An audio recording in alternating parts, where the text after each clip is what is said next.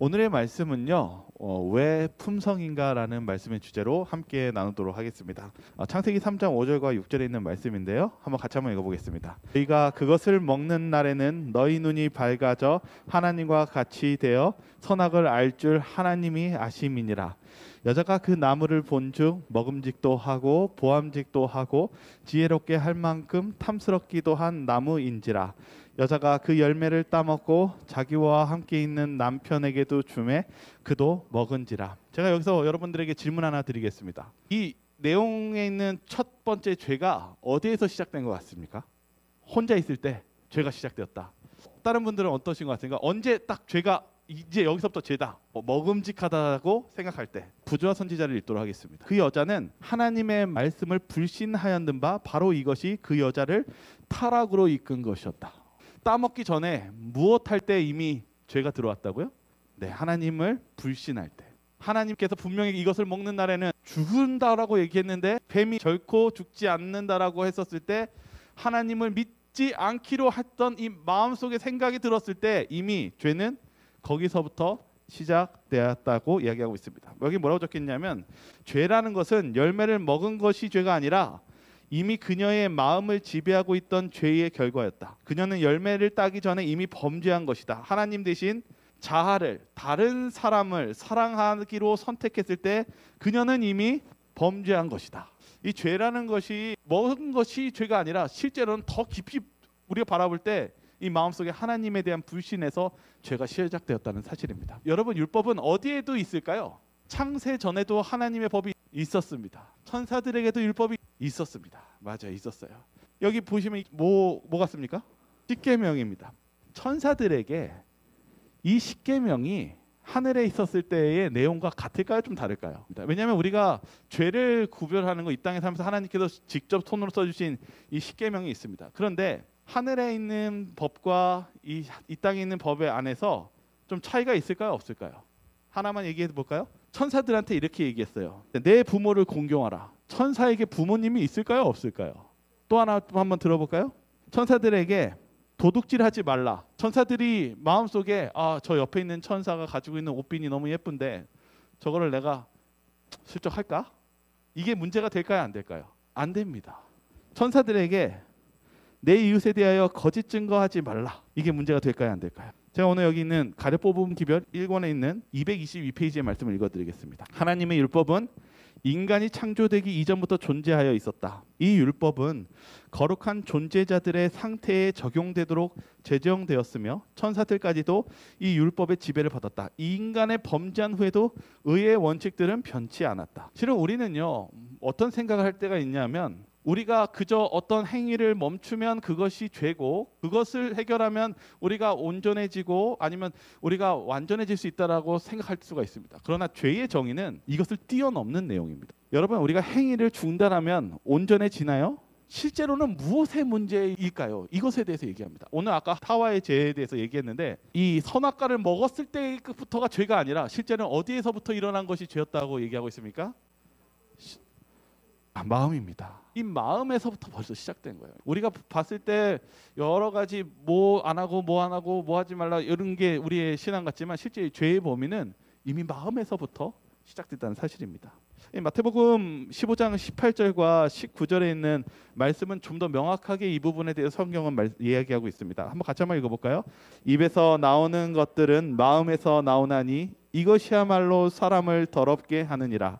마음에서 나오는 것은 악한 생각과 살인과 간음과 음란과 도둑질과 거짓 증언과 비방이니. 어디서 나온대요? 마음이래요. 성경을 잘 보면은 이 죄가 행동이 아니라 마음이라고 얘기하고 있습니다. 소망 엘렌 G 화이트 부인은 이 333페이지에 죄는 마음의 문제이다 이렇게 얘기했어요. 그리스도인의 경험과 가르침이라는 169페이지에는 마음은 모든 행위의 원동력이다 이렇게 얘기했습니다. 죄는 이 마음에서 나오는 것입니다. 그래서 이 죄라는 것이 우리의 눈에 보이는 것으로만 판단되는 것이 아니라 이 내적 마음의 문제가 진정으로 해결되지 않으면 이 죄를 온전히 다스리거나 우리가 바뀌는 그런 과정이 될 수 없음을 다시 한번 알 수 있게 됩니다.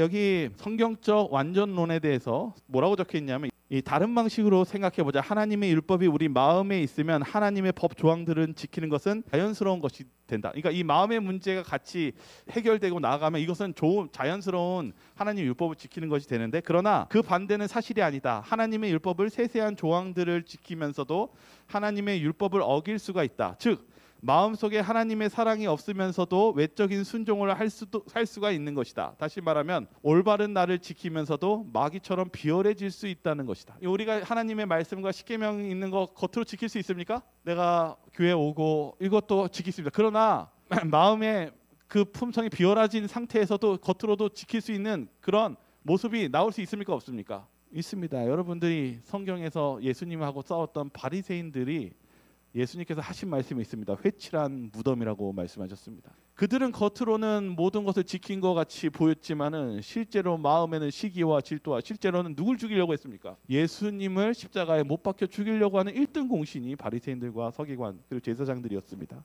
여기 뭐라고 좀 하나 더 읽어드리겠습니다. 이것은 고대 바리새인들의 문제였다. 그들은 법 조항들은 성실하게 지켰지만 율법을 어김으로써 그리스도를 십자가에 못 박았다. 이 사실을 결코 잊지 마라.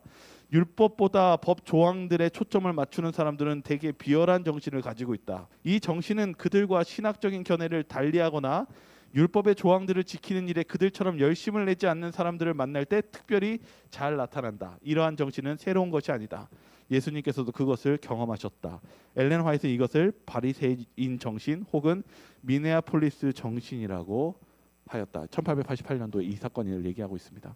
여러분, 죄가 무엇입니까? 죄는요, 여기 원죄설에 대해서 얘기하는데 원죄설은 뭐라고 얘기하냐면 죄는 악한 본성으로부터 기인한다라고 얘기합니다. 그러나 우리 재림교회는 그렇게 얘기하지 않습니다. 죄는 뭐라고 얘기하고 있냐면 죄는 하나님에 대한 불순종이다 이렇게 얘기하고 있어요. 시대의 소망 15페이지에는 죄는 하나님과의 분리다. 여러분, 우리가 처음부터 악한 본성이라고 얘기하지만 죄는 아예 뭐냐면 인격적인 거라고 얘기하고 있어요. 뭐라면 아까 하와가 처음 죄를 졌을 때 어떤 정신으로 죄가 시작됐다고 그랬어요? 하나님에 대한 불신. 모르고 졌을까요? 알고 졌을까요? 제가 말씀드리는 건 여러분 죄 한번 생각해 보세요.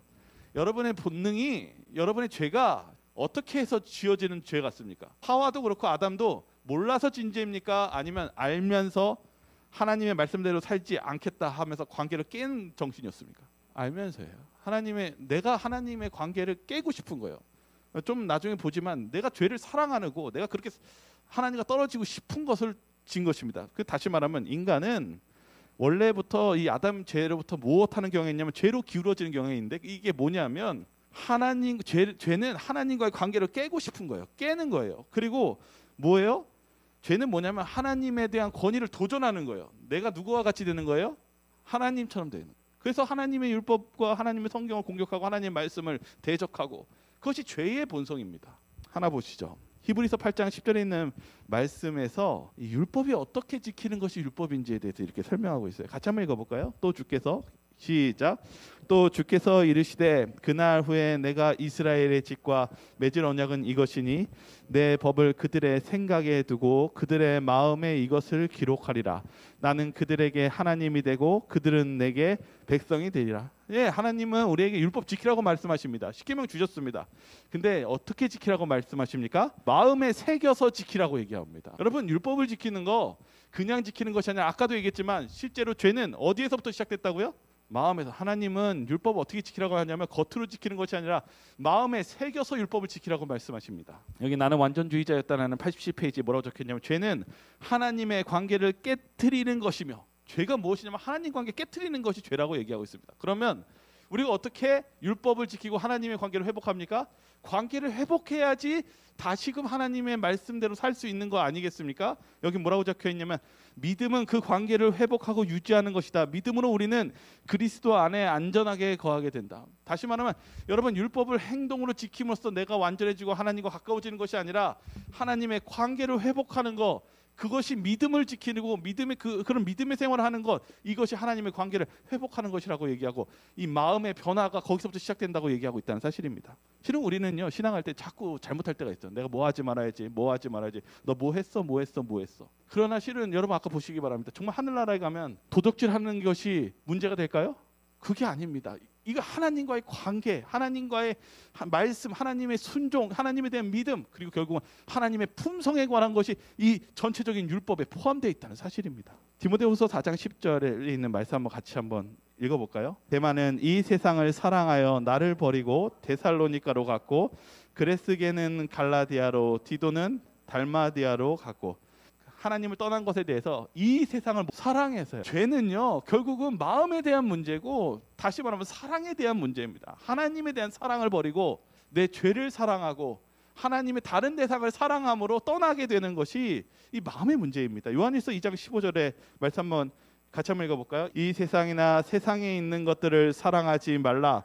누구든지 세상을 사랑하면 아버지의 사랑이 그 안에 있지 아니하니. 누구든지 세상을 사랑하면 아버지의 사랑이 그 안에 있지 아니하다고 얘기하고 있습니다. 이 죄는요 마음에 대한 문제입니다. 이거 여러분 우리가 봤을 때 자꾸 뭐 행위 보지만 행위에 집중하지 마시고 하나님께서 보신 그 마음과 하나님의 관계에 집중하시기 바라겠습니다. 계명을 지킨다는 것이 무엇입니까? 우리 마태복음 22장 37절과 40절에는 좀 더 우리에게 아주 더 중요한 계명을 지키는 것에 대해서 말씀하고 계십니다. 같이 한번 읽어볼까요? 예수께서 이르시되 내 마음을 다하고 목숨을 다하고 뜻을 다하여 주 너희 하나님을 사랑하라 하셨으니 이것이 크고 첫째 되는 계명이요 둘째도 그와 같으니 내 이웃을 내 자신과 같이 사랑하라 하셨으니 이 두 계명이 온 율법과 선지자의 강령이니라. 여러분 여기 계명 보시기 바랍니다. 하나님의 율법이 보니까 소극적인 것 같습니까? 적극적인 것 같습니까? 적극적이에요. 좀 보시면 뭐라고 적혀 있습니까? 뭐라고 얘기했냐면 마음을 다하고 목숨을 다하고 뜻을 다해요. 벌써 뭐가 있습니까? 이 마음 그리고 목숨, 뜻, 하나님의 계명 지키는 거 눈에 보이는 걸로 지키는 것이 아니라 이 안까지 전심을 다해서 지켜야 된다고 분명히 얘기하고 있습니다. 그러면 뭐라고 얘기하고 있냐면 하나님을 사랑하라 하셨으니 여기까지는 우리가 받아들이죠. 그러나 뭐라고 얘기하냐면 둘째도 그와 같으니 이렇게 얘기하면서 내 이웃을 내 자신과 같이 사랑하라 하셨으니 이렇게 얘기합니다. 여러분 우리 신앙 속에서 진정으로 우리가 우리의 이웃과 우리의 가족과 우리의 친족과 원수까지도 정말 사랑하십니까? 베드로를 보십시오. 베드로가 뭐라고 얘기했냐면 그때 베드로가 나와 이르되 주여 형제가 내게 죄를 범하면 몇 번이나 용서하여 주리까? 7번까지 하오리까? 여기에 핵심은 무엇인 것 같습니까? 베드로가 지금 무엇하고 있습니까? 예수님 저기 이 유대인들 중에 학식 있는 사두개인들 이 바리새인들은 3-4번까지 용서하라고 하거든요. 3-4번까지 용서했다가 그 정도 용서했으면 못하라고 해요? 이제는 이 사람 용서하지 말라고 얘기해요. 근데 베드로가 뭐라고 얘기해요? 자기는 예수님 제자라 이거예요. 뭐라고 얘기합니까? 몇 번까지 용서해 준다고 얘기해요? 7번까지요. 근데 여기에 문제는 7번이고 3번이 중요한 게 아니에요. 베드로가 지금 무엇할 준비를 하고 있습니까? 용서할 준비를 하는 것 같습니까? 화낼 준비하고 있습니다. 용서받을 가치가 없는 사람에게 은혜 베풀기를 싫어하는 정신이 여기에 숨겨져 있습니다. 우리가 정말 선합니까? 우리의 하나님이 주시는 우리의 품성이 원래부터 선합니까? 이미 우리의 마음속에 뭐가 있어요? 3-4번? 너무 제너러스하죠. 근데 7번? 원래의 근본은 무엇할 준비하고 있는 것입니까? 네, 용서하지 않을 준비, 싸울 준비하고 있고 자비를 베풀어야 되는 하나님의 그 사랑을 하나님의 율법을 제대로 지키지 않을 준비를 하고 있습니다. 여기 베드로 보시죠. 무슨 은혜와 자비가 있습니까? 정말 시간 끌다가 이제 공격할 준비하고 있는데요. 예수님께서 우리에게 원하시는 율법은 단순히 우리의 행위적인 율법이 아니라 마음과 전심과 뜻을 다해서 내 이웃을 내 몸과 같이 사랑하라고 말씀하신 그리스도의 은혜와 자비를 베풀라고 말씀하고 있다는 사실입니다. 예수님 7번, 70번씩이라도 용서하라. 이게 무엇입니까? 끊임없는 이 사랑과 하나님의 사랑이 나타나야 된다고 얘기합니다. 이거 다시 말할게요. 이게 무슨 뜻이냐면 율법 지키는 것이 단순히 내가 오늘 안식일 정각 출석했어. 나는 오늘 하늘나라 갈 사람이야. 이렇게 얘기하는 게 아닙니다. 오늘 하나님이 우리에게 용서와 은혜와 자비를 베푼 것처럼 내 그 은혜를 경험하면서 다른 사람에게 또 못할 수 있는 것까지 이 율법이 포함되어 있어요. 용서해주고 자비를 베풀어주고 내가 그 사람을 끝까지 사랑할 수 있는 이 품성까지가 하나님의 율법입니다.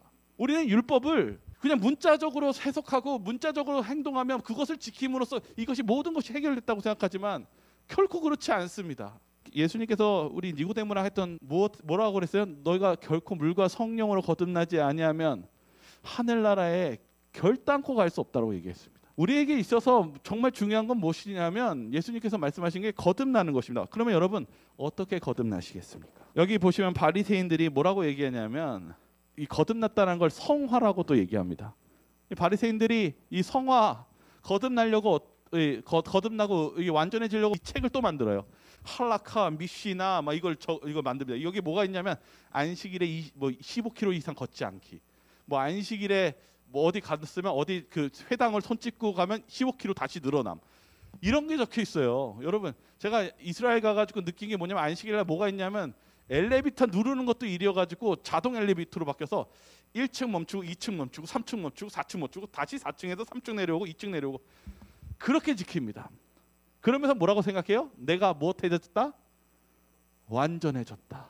그러나 진짜 완전은 무엇입니까? 그리고 진짜 성화는 무엇입니까? 마태복음 16장 24절과 25절의 말씀을 같이 한번 읽어보겠습니다. 이에 예수께서 제자들에게 이르시되 누구든지 나를 따라오려거든 자기를 부인하고 자기 십자가를 지고 나를 따를 것이니라.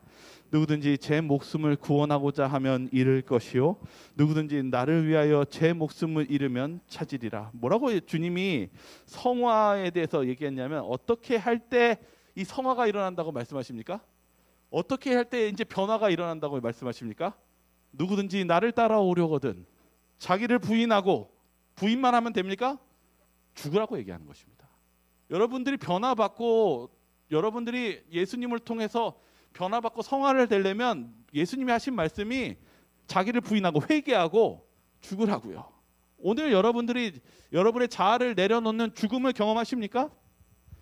오늘 여기 내용 속에서는 우리의 변화와 성화는 죽음에서 시작된다고 얘기하고 있습니다. 마틴 루터가 뭐라고 얘기했냐면 그는 경건한 자아를 제외하고는 모든 것을 버렸다. 그가 처음에는 내가 경건하게 사는 이 행동이나 이런 것들 빼고는 나머지를 다 바꿨어요. 근데 나중에 뭘 깨달았냐면 이렇게 얘기해요. 그러나 그가 그리스도를 만났을 때 그는 그것마저도 버렸다. 내가 잘하고 있던 그 경건성과 이것도 실은 뭐예요? 이것도 버려야 되는 것이었어요. 루터가 이 얘기합니다. 정로의 계단을 볼까요? 정로의 계단에 뭐라고 적혀있냐면 자아는 십자가에 못 박혀야 한다. 그렇지 않으면 죄를 정복할 수 없다. 옛 습관을 버리고 이기적인 욕망을 억제해야 한다. 그러나 이것만으로는 충분하지 않다. 그리스도의 은혜로 우리 마음이 변화되어야 한다. 여러분 제가 이렇게 스포츠 운동선수들이 하는 말이 있어요. 여러분 이렇게 최고의 라이벌은 누구라고 얘기하는지 아십니까? 네, 자기 자신이라고 얘기해요. 여러분 신앙도 마찬가지입니다. 여러분 최고의 여러분을 방해하는 것은 적은 누구냐면 여러분 자신입니다. 여러분의 자아를 주님의 십자가에 같이 못 박지 않으면 여러분 안에는 변화와 희망이 없습니다. 105페이지에 뭐라고 적혀있냐면 개인의 의지가 바로 갈등의 중심인데 엘렌 화이트는 이것을 사람의 본성 속의 지배력이라고 불렀다. 그래서 그녀는 다음과 같이 말한다. 자신과 싸우는 싸움은 일찍이 싸운 싸움 중 가장 큰 싸움이다. 모든 것을 하나님 뜻에 복종시키며 자신을 바치는 일은 고투가 요구된다. 그러나 심령이 새로워져서 성격해 되려면 그 심령을 하나님께 순복시켜야 한다. 여러분 스스로가 내가 완전하다고 생각하는 그 순간 뭐가 멈추는 순간일까요? 하나님께서 여러분들에게 변화시킬 수 있는 성화가 멈춘다는 사실 잊지 마시기 바랍니다. 여러분 내가 어느 정도 해가지고 내가 완전해졌다고 생각하거나 내가 여기서 괜찮아졌다고 하는 그 순간 뭐가 멈추는 순간입니까? 성화와 변화가 멈추는 순간입니다. 우리의 본성은 우리 자체는 죄된 본성과 죄인으로서 우리는 그 상황의 이 열악한 아주 엘렌 화이트는 이렇게 기술한다. 고집스러운 자아와의 싸움에서 오직 하나님께서만 우리에게 승리를 주실 수 있다. 그러나 그분은 우리의 의지를 강요할 수 없으며 그렇게 하지도 않으신다. 사단의 요새는 의지가 하나님의 의지 편에 놓여질 때에만 깨어진다. 그러나 그 승리의 힘은 하나님으로부터 온다. 만일 그렇게 하고자 하는 마음이 있으면 하나님이 그대를 위하여 그 일을 이루어 주신다. 그리스도인들의 자신의 의지를 내버리는 것이 아님을 주목하라. 그들은 전능하신 하나님 손 안에서 아무것도 할 수 없다. 여러분의 의지마저도 주님 앞에 내려놓으시기 바랍니다. 우리의 그 의지로 그 어떤 것도 이룰 수 없다는 것을 받아들이시기 바라겠습니다. 마태복음 16장 24절 25절 아까 읽었던 성경절인데 뭐라고 적혀 있습니까? 예수께서 제자들에게 이르시되 누구든지 나를 따라오려거든 자기를 부인하고 자기 십자가를 지고 나를 따를 것이니라. 누구든지 제 목숨을 구원하고자 하면 잃을 것이요 누구든지 나를 위하여 제 목숨을 잃으면 찾으리라. 여러분, 여러분의 십자가를 지시고 주님을 따르시기 바라겠습니다. 고린도후서 5장 17절에 있는 말씀, 그렇게 하면 어떤 일이 일어나는가? 같이 읽겠습니다. 그런즉, 같이 읽겠습니다. 시작. 그런즉 누구든지 그리스도 안에 있으면 새로운 피조물이라. 이전 것은 지나갔으니 보라 새 것이 되었도다. 주님이 약속하셨어요. 여러분의 의지마저도 주님 앞에 내려놓고 자신을 자아를 주님 앞에 굴복시키며 맡기면 무슨 일이 무엇 해주시겠다고 약속하셨습니까? 새롭게 여러분들을 창조해 주시겠다고 분명히 약속해 주셨습니다. 그것이 성화입니다. 여기 좀 어렵지만은 하나를 좀 나누도록 하겠습니다. 여러분, 칭의는 무엇인지 아시죠? 여러분의 죄를 사해달라고 예수님 이름으로 기도하면 예수님께서 여러분의 죄를 어떻게 해주십니까? 즉각적으로 용서해 주시는 것, 의롭다고 칭해 주시는 게 칭의입니다. 그런데 성화에는 두 가지 성화가 있습니다. 즉각적인 성화와 점진적인 성화가 있습니다. 즉각적인 성화는 무엇이냐면 내가 예수 그리스도를 구주로 영접하는 순간 하나님 앞에 거룩하게 구별되는 것을 의미합니다. 제가 좀 더 쉽게 얘기하겠습니다. 즉각적인 성화는 뭐냐면 여러분이 오늘 아침에 아니면 여러분들이 오늘 이 시간에 아까 한 것처럼 예수님 제 죄를 용서해 주세요. 그건 뭐라고요? 칭의입니다. 그러면 여러분 성화하고 싶으면 그 다음에 해야 될 게 무엇일까요? 오늘 설교 다 했어요. 실은요. 다 끝났어요. 무엇입니까? 여러분 제 죄 용서해 주세요. 그리고 이제 밥 먹으러 가고 일하러 가야지 하고 가는 것입니까? 아직 하나 남았잖아요. 또 뭐 해야 됩니까? 여러분 아직 여러분 안에 뭐가 남아 있어서 지금 내려놓지 않으시네요. 무엇을? 네, 그날 여러분의 자아를 내려놓고 하나님께 여러분의 자아를 죽이셔야 되지 않겠습니까? 여러분 아까도 얘기했지만 죄가 무엇입니까? 누구와의 관계가 깨어진 것입니까? 하나님과의 관계가 깨어진 것입니다. 그러면 여러분 하나님과 관계가 깨어지면서 우리는 죄인이 되었고 이 죄된 속성으로 이제 살아가게 되었는데 하나님께서 우리를 재창조해 주려면 무엇부터 해결해야 됩니까? 회개하고 그 다음에 무엇부터 해결해야 됩니까? 누구와의 관계를 회복해야 됩니까? 하나님과의 관계를 회복하셔야 되지 않겠습니까? 그러면 여러분의 자아를 십자가에 못 박으셔야 되지 않겠습니까? 성화는 거기서부터 시작됩니다. 즉각적인 성화는 내 자아를 오늘 하나님 앞에 굴복시키고 내 자신을 자아를 못 박았을 때 거기서부터 성화는 그때부터 시작됩니다. 그 다음에 뭐냐면 점진적인 성화. 그때서부터는 내가 하나님과 동행하면서 성숙해지는 그리고 옛 습관을 버리면서 예수님을 닮아가는 이 평생에 변화되는 그 성화로 이루어진다는 사실입니다. 여러분 이제 죄가 어떠신 것 같습니까? 죄가 단순히 행위인 것 같습니까? 예수님이 마지막까지 싸우신 게 있습니다. 마태복음 26장 39절에 예수님께서 마지막 싸우시면서 예수님의 시험이 무엇인지 보시겠습니다. 마태복음 26장 39절 한번 같이 읽어볼까요? 조금 같이 읽겠습니다. 시작. 조금 나아가사 얼굴을 땅에 대시고 엎드려 기도하여 이르시되 내 아버지여 만일 할만하시거든 이 잔을 내게서 지나가게 하옵소서. 그러나 나의 원대로 마옵시고 아버지의 원대로 하옵소서 하시고. 여러분 예수님이요 죄가 있으시나요? 죄가 없으시나요? 죄 없으시죠? 맞아요. 죄 없습니다. 그러함 속에서도 지금 십자가에 달리시고 마지막 죽기까지 막 힘들어하시면서 이 사단과 싸운 게 있어요. 여기 보시면 십계명에 있는 문제는 없는 것 같죠? 근데 왜 예수님이 막 갈등하시고 막 사단은 계속적으로 십자가에서 내려오라 하면서 막 싸웠는데 뭐 때문에 싸운 것 같습니까? 마지막까지요. 네? 지금 뭐라고 얘기했어요? 내 마음대로 살고 싶어하는 거. 마지막. 예수님이 계속 시험이 뭐냐면 예수님은 신성과 인성 가지고 있는데 예수님은 돌을 못할 수도 있었어요. 떡으로 만들어서 그것을 드실 수도 있으시고 다 할 수 있어. 근데 예수님이 못 하셨어요? 예수님은 끝까지 예수님의 인성을 가지고 싸우신 분이에요. 그 신성을 쓰지 않으셨다고요. 그 여기에서도 무엇 하실 수 있어요? 십자가를 무엇 하실 수도 있으셨어요? 거절할 수도 있었고 십자가에 달리는 상태에서도 무엇 하실 수도 있었어요? 못을 빼고 무엇 하실 수 있었어요? 내려오실 수도 있었어요.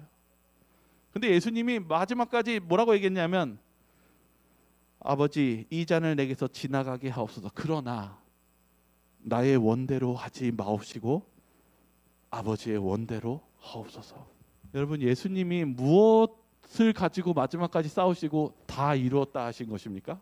예수님이요 마지막 싸움 속에서도 아담과 하와의 죄와 싸우다가 돌아가셨어요. 다행스럽게도 인류를 위해 그리스도께서는 사단의 시험에 넘어가지 않으셨다. 그분은 십자가를 포기하고 자기 마음대로 하려는 그 시험에서 물리치셨다. 그러므로 그분은 아담이 실패했던 바로 그 시험을 이기셨다.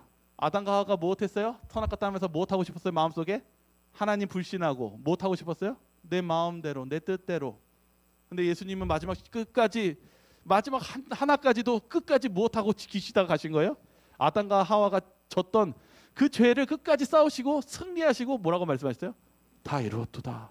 그리고 예수님께서 인간을 대표해서 못하신 그 일들을 이루시고 숨을 거두셨습니다. 감사하지 않으십니까? 그런 예수님이 저희들에게 뭐라고 말씀하시냐면 우리들을 변화시키시고 이끄시겠다고 말씀하시는 겁니다. 우리는 죄인입니다. 우리는 뼛속까지 죄인입니다. 여러분들이 보이시는 눈에 보이는 것만 지킴으로 의인이 아니라 우리의 마음속에 있는 생각과 가지고 있는 그 죄된 그것까지도 죄된 성향까지도 주님께서는 우리 죄를 위해서 돌아가신 그러한 예수님이 계시다는 사실 잊지 마시기 바랍니다. 빌립보서 2장 12절과 13절에 말씀을 좀 같이 읽도록 하겠습니다. 그러므로 같이 읽겠습니다. 시작. 그러므로 나의 사랑하는 자들아 너희가 나 있을 때뿐만 아니라 더욱 지금 나 없을 때에도 항상 복종하여 두렵고 떨림으로 너희 구원을 이루라.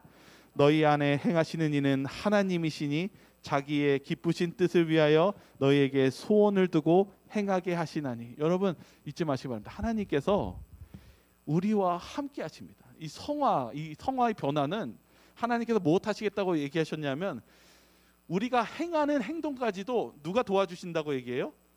하나님께서 그렇게 행하시게 하시는 이는 하나님이시니 우리 도와주신다는 사실입니다.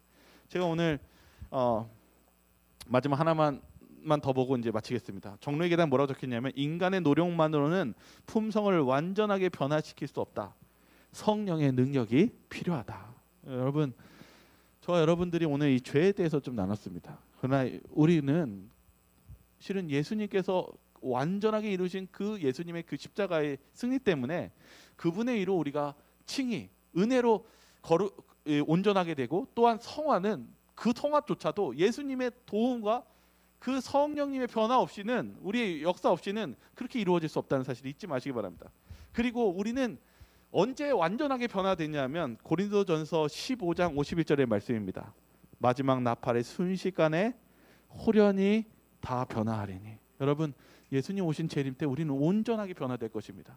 그런 주님의 온전하심을 고대하시고 저와 여러분들이 그냥 눈에 보이는 행동으로 온전하게 되시지 마시고 여러분의 죄된 마음 이 모든 것을 예수님의 십자가와 여러분의 십자가를 여러분들이 잘 굴복시킴으로 여러분 모두가 예수님의 변화를 받으시고 거듭나시는 저와 여러분들 되시기 바라며 오늘 말씀은 마치도록 하겠습니다. 네, 저희 기도하고 마치도록 하겠습니다. 사랑과 은혜가 자비로우신 하나님 아버지, 오늘날 저희들의 삶 속에는 내 자신이 때로는 의롭고 그리고 그렇게 옳게 될 수 있다라는 착각 속에서 살아갈 때가 있습니다. 그러나 주님, 저희들은 죄인입니다. 저희들은 이 속까지 썩어 있는 그런 죄인입니다. 주님, 그러한 죄인들을 위해 예수님께서 저희들을 위해서 십자가에 달리시고 끝까지 싸워 승리해 주신 주님의 은혜에 감사드립니다. 주님, 저희들은 예수님이 필요합니다.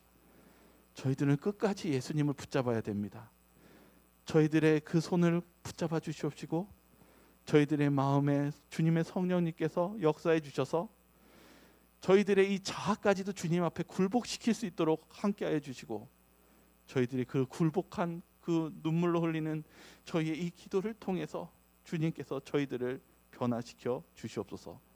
저희를 사랑하시는 예수 그리스도 이름으로 간절히 기도드리옵나이다. 아멘.